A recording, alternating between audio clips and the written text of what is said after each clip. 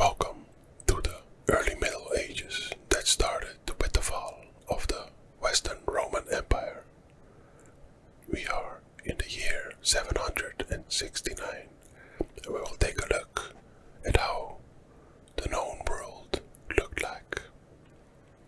Let's start with England, or at least what were the different kingdoms. As you may know, this is a couple of decades before the Vikings started invading England. Here at the north, we can see what is now Scotland with the name Pictland, and it had a king, King Sinead of Pictland.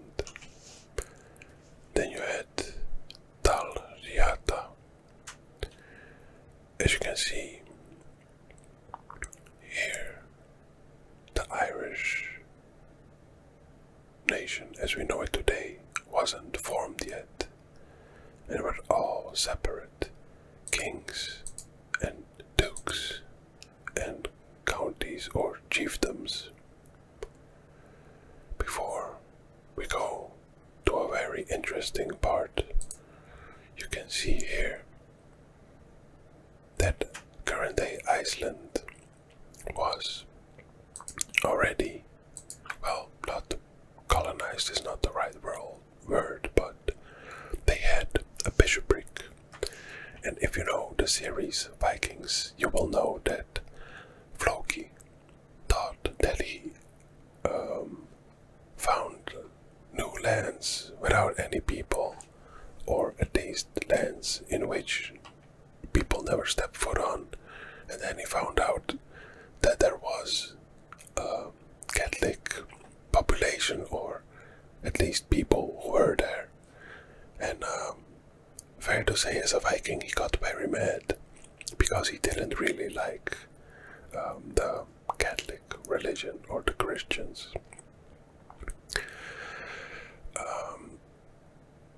A very popular area in the series Vikings, of course, is the current day land of England, where we had the, well, decently sized kingdom of Northumbria, with King Eored of Northumbria on the throne. We had the kingdom of Mercia, with King Offa of Mercia on the throne, and the kingdom of Wessex with King Cenewulf of Wessex, and of course with their heirs and wives, and they were all Catholic Christian. Here we have the kingdom of Cornwall, which I don't remember hearing about much in the series Vikings, but I do know that Cornwall has a big history. We have like earls of Sussex and Surrey. We have the kingdom of Kent, King Egbert, and what is funny, all these places which were kingdoms in that time are now just cities that are part of a larger kingdom. Here we have the kingdom of Essex with King Sigric of Essex, and over here we have King Aethelred of East Anglia.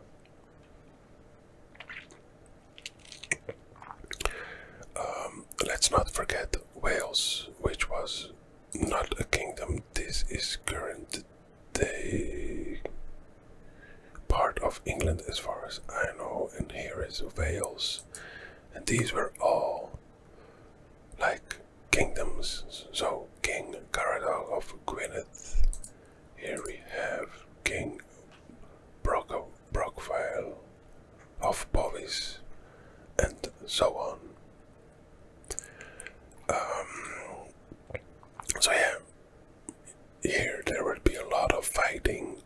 next decades, because not only did the Vikings invade, but there was also internal fighting one against the other. Let's go a bit to the south. The kingdoms of West and Middle Francia.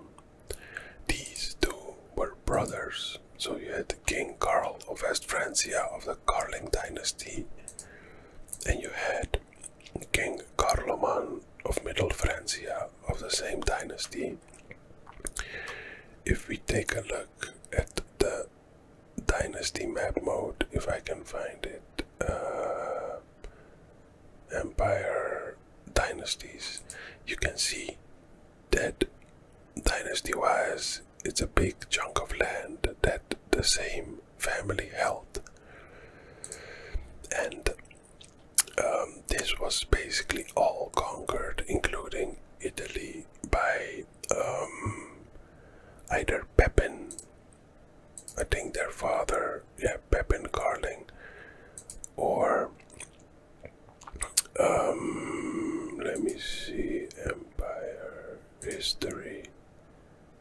Okay, so I see that Pepin had it, but I'm not sure if it was him that conquered all of it. But then again, the borders were really weird over here, if you can see. Like, for example, if Middle Francia attacked for some reason West Francia, and they attacked here and took over this land, the kingdom would be literally split in half, and you would need boats to support the armies. But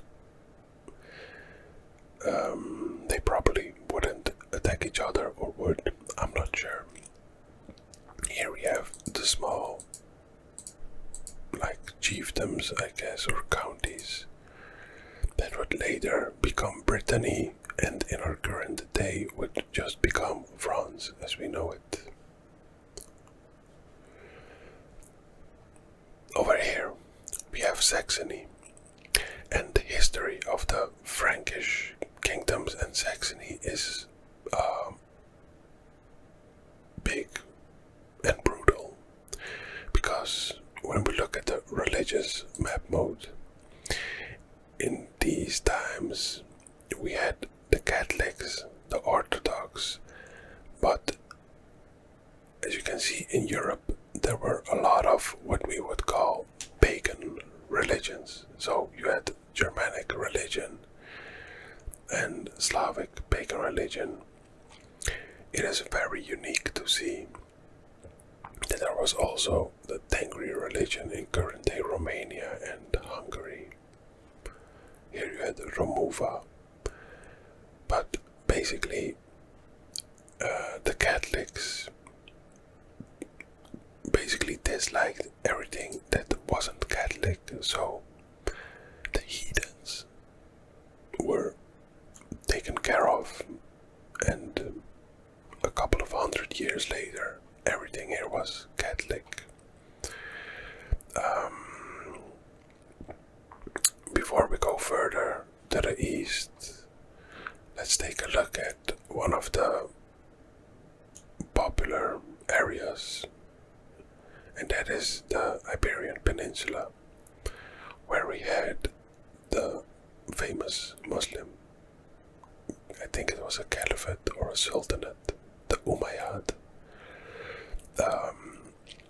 Current day Portugal and Spain were for a couple of 100 years ruled by Muslims, and the last beacon of hope for the Catholics in the Iberian Peninsula was Asturias, from where the Reconquista started, going all the way down and basically kicking the Umayyad out of the Iberian Peninsula. And let me see, as you can see, the religion map mode. So here were Muslims in these lands where you see the stripes. That means that the people large majority, or the county itself, is Catholic, but the green stripes indicate that they are ruled by Muslims. And same goes for these parts over here and here and a lot of other parts of the world. As you can see here, they are Zoroastrian, which is an old religion, but they are ruled by Muslims. When we look at the map, you can see that maybe I can find the duchies. Yes, so these are the duchies like of Aragon, Barcelona, Cordoba, Granada. From the Reconquista, the kingdoms of Leon, Castile, Navarra, and Portugal formed, as far as I know. Portugal became a kingdom of itself, and the kingdoms of Leon and Castile, and I think Navarra or Aragon, were all ruled by the same dynasty, but were separate kingdoms. Eventually, by fighting and inheritance, it became one kingdom years later down the line, and the kingdom was called Castile. So you had Castile that would take a large chunk of land, and you would have Aragon, the kingdom of Aragon, which is a pretty cool name. It sounds like a name out of what's it called? Like either Game of Thrones or Lord of the Rings, Aragon. And Aragon would hold these lands like Valencia and Barcelona and stuff like that. So yeah, that would be the Reconquista that started, and it would take a very long time before they would take over everything or take everything back, because Granada, which you see over here, would still exist 700 years later. So, yeah. While we're here, let's check Africa. These are all unknown names and places, which were probably like either Arabs or Berber tribes. In Africa, we have the African religion. You have the Ibadi, what is this? Karajit. But these are basically all Muslims, except for the Abbasid religion, which I don't know which religion that is. It looks like it's a Christian religion, which was pretty large here in the sort of Armenian region and the Egyptian region. What is also very unique and crazy, I actually played a campaign as them, is that here was the only Jewish, like, King Phineas of Simeon. And it's very unique to see that over here and nowhere else on the map. And I played a campaign as them, and basically you have an achievement in which you take over everything, and also these lands over here. So that is very unique. Let's go back to Europe. Here we have current day Italy, which consisted of the papacy, which held some lands. It consisted of the Byzantine Empire, having some islands, and Sicily and Sardinia. You had Duke Urgis of Benevento, was Catholic, and you had the Lombards, which were not very popular, but they held a large amount of current day Italy.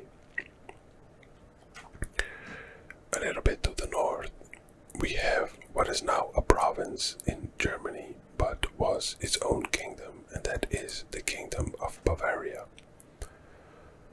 which was located in an area from where everyone could attack, but I guess they were decently strong with King Tassilo of Bavaria. You had High Chief who was tribal, so I guess they were tribal but Catholic Christian, so they got converted or accepted the faith itself. You had current-day Czechia, which had the name Bohemia for hundreds of years, and they were Slavic, pagan and tribal. High Chief Nezamisl of Bohemia, Moravia, Silesia, Nisani, Sorbia, Obotritia, Dinin, Pomerania.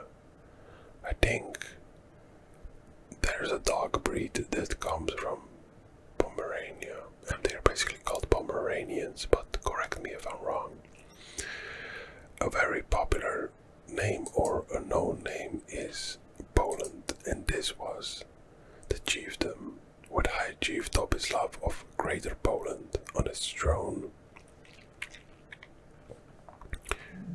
You had Masovia, and let me see, let's go to the Scandinavians. As you can see, names as Finland, Norway, Denmark and Sweden didn't exist in this age. The largest forces or spots of land were Shealand, which were Germanic pagan, with King Haraldr on the throne, and Svipjot. The Danish border is almost the same as it is in our current day, except for I think that I'm not sure if this piece here is Germany or Denmark, but this is Sweden in our timeline, and this here is Norway. So yeah, as you can see, there was a lot of fighting between each other before the nations were formed. So imagine years later they fought each other and they went to attack and basically colonize the British Isles. The Sapmi sounds familiar, but for the rest, and the Suomi, I think the Suomi are also in the Viking series, but for the rest I don't see any familiar names. When we go down a bit, these are all places that I'm not familiar with, except for, of course, Kiev. But here you have Estonia, which is basically still Estonia. You have Livonia, which would later become the Livonian Order of Catholics. They would convert everything to Catholic, which is here Romuva and Somenusko.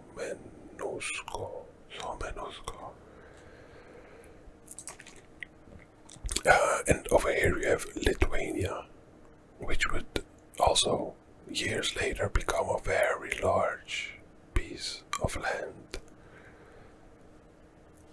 Now, to another very interesting piece of land. Here you have Avaria, Nitra, and this is, let me see, Berek. Well, no, this is Uzgorod. And they were Tengri. The crazy thing is that in Croatia we call Hungarians Magyari, and as you can see over here, Magyar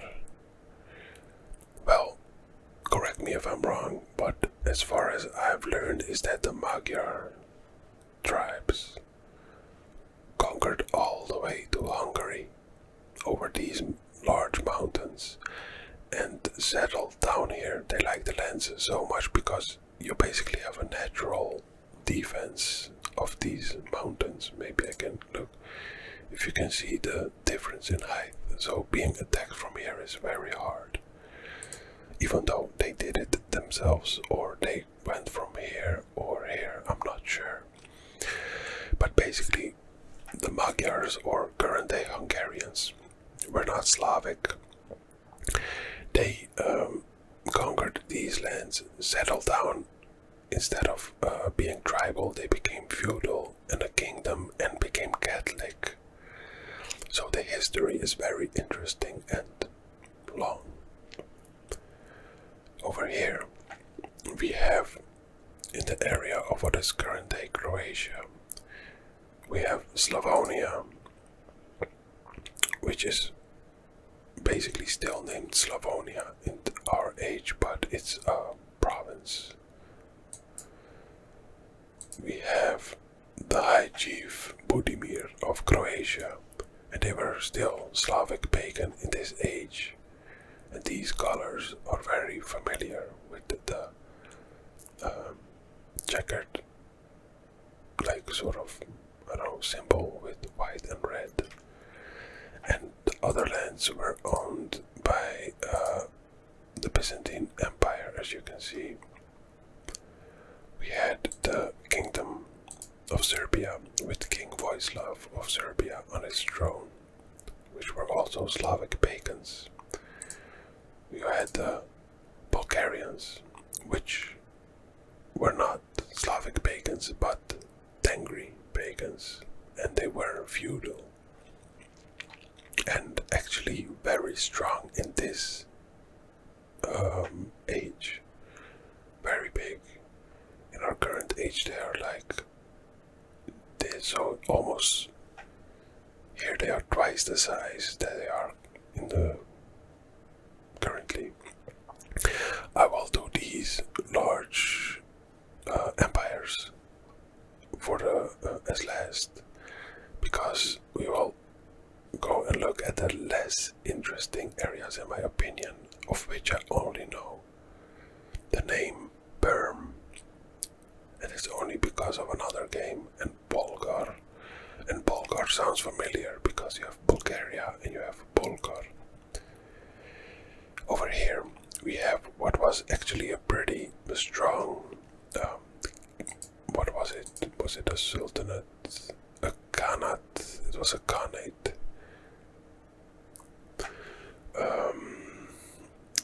And it was the khanate, Kagan Bagadur of Khazaria. They are actually pretty decently sized and strong in the current day. Ukraine and Russia. I tried to delete these armies, but yeah, because they are nomadic, they always have standing armies, and it's pretty cool if you ask me to see it that way. But I would have to go to every nomadic land to delete them manually, and I love you guys, but I'm not doing all of that. Well, as you can see, before Russia became what it is, this was all separate chiefdoms and kingdoms, and it was basically as if someone took a bucket and with different colors and drew it on a map, and this is the outcome. So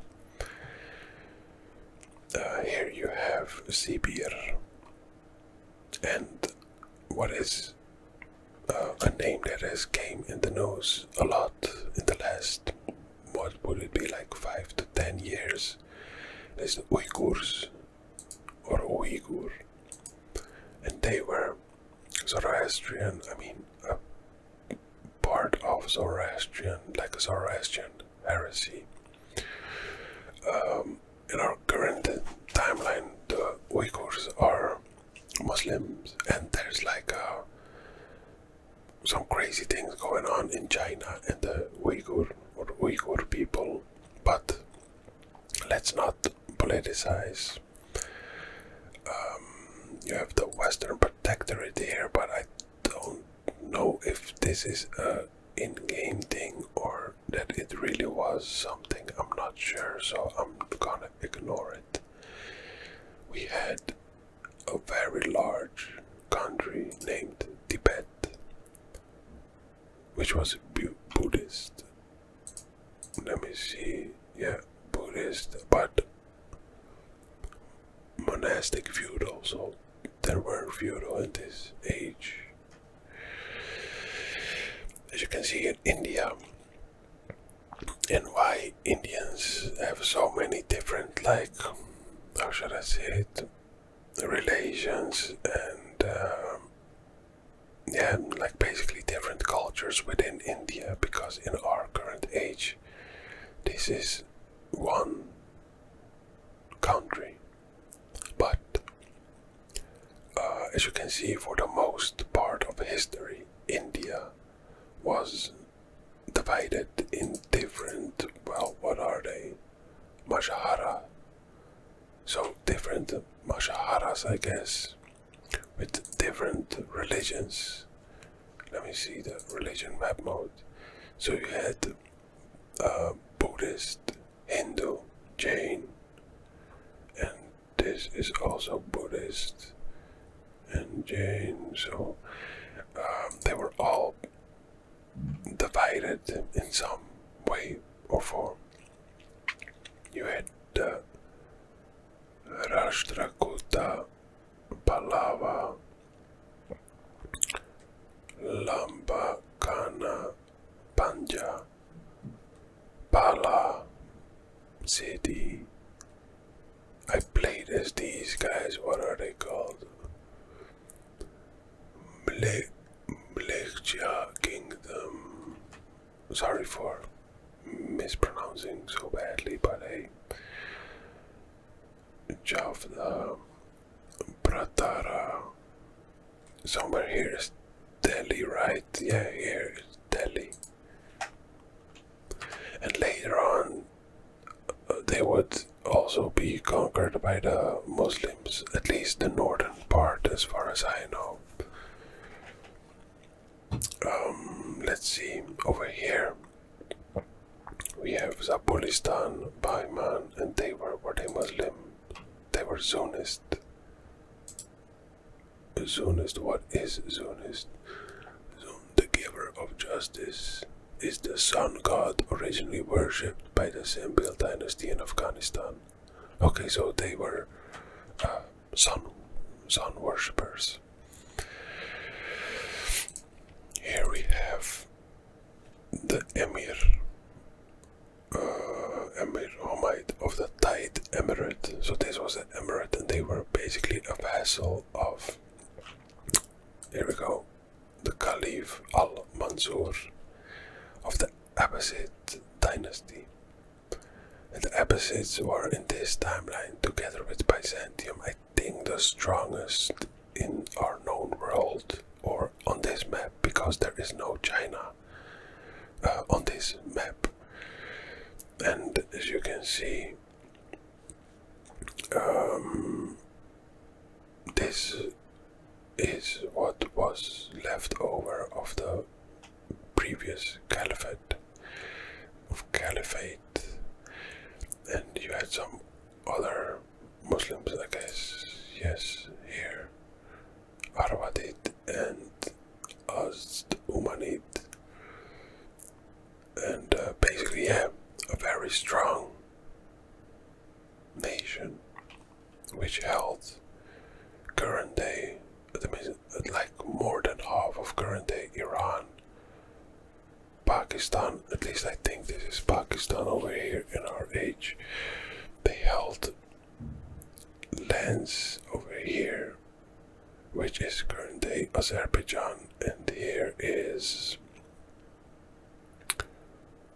I forgot which nation was it. It's a large nation that got separated from Russia. I'm sorry for not knowing that. Then over here we have what is or was Armenia, but got conquered by the Muslims. And if we look at the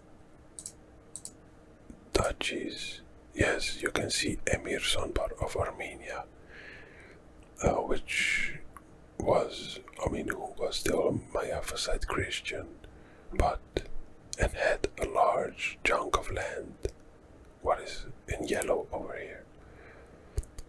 But he was ruled by a sultan, Sultan Bakr of the Ugalit Sultanate, who himself was a vassal of the Abbasids. So they were extremely strong and rich, of course, because later on I will show you the trade map mode, and they were really rich. Here we can see the Byzantine Empire, which was not as strong as they used to be because they held all these lands.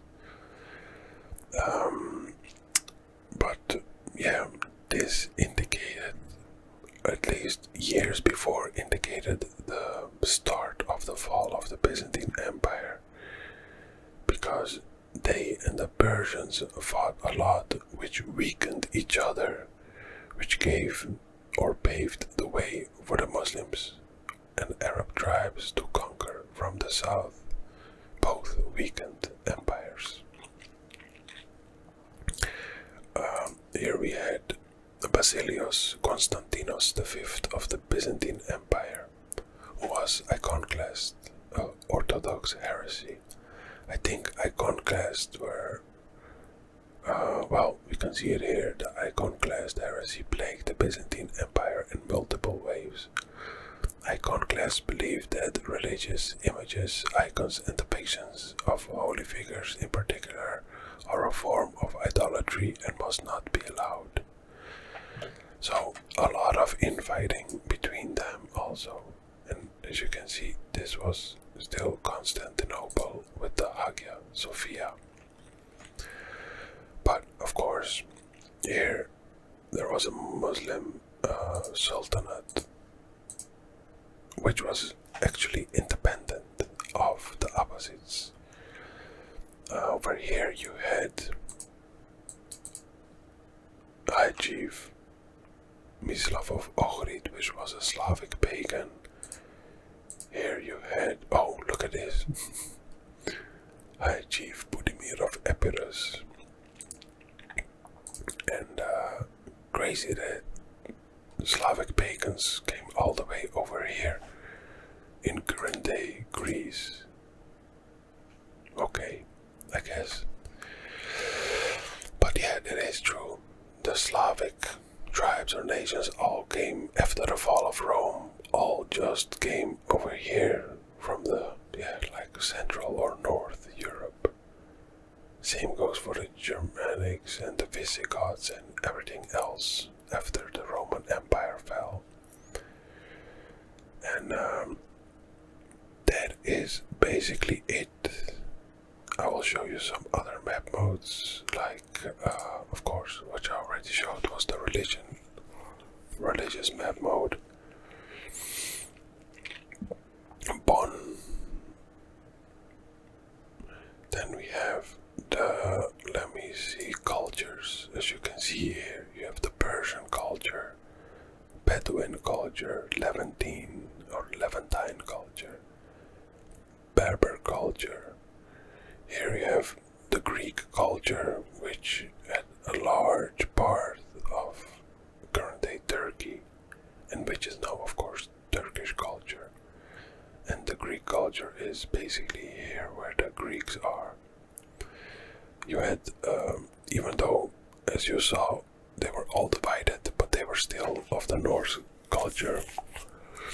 You had the Finnish culture, Polish, German, Saxon, Frisian culture, Frankish, Anglo-Saxon culture, Irish, Visigothic, Swaby.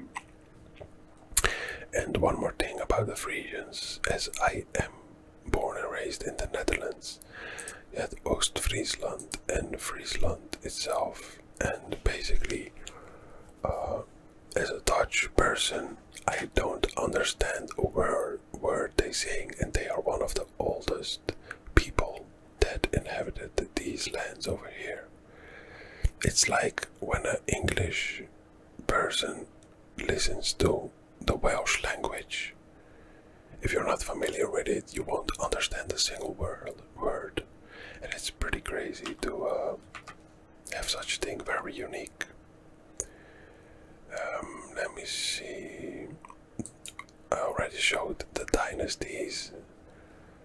And what is also unique is that all the other kingdoms and countries had their dynasty, but the name of the land itself was, for example, Byzantine Empire, Bulgaria, Lombardy, Middle and West Francia. But if you look at the Muslim lands, the name of the country was the same as the dynasty name, because I will click on dynasty and you will still see that Abbasid, Umayyad. But if you look at these lands, it's Isauros, Durlo, Carling. Instead of Northumbria, it's Adrising and Iseling, Cerneo, Certising. So that's a unique thing, I guess. Then we have the trade zones, and you can see why Europe wasn't as rich as they are today, because the trade zones were mainly over here.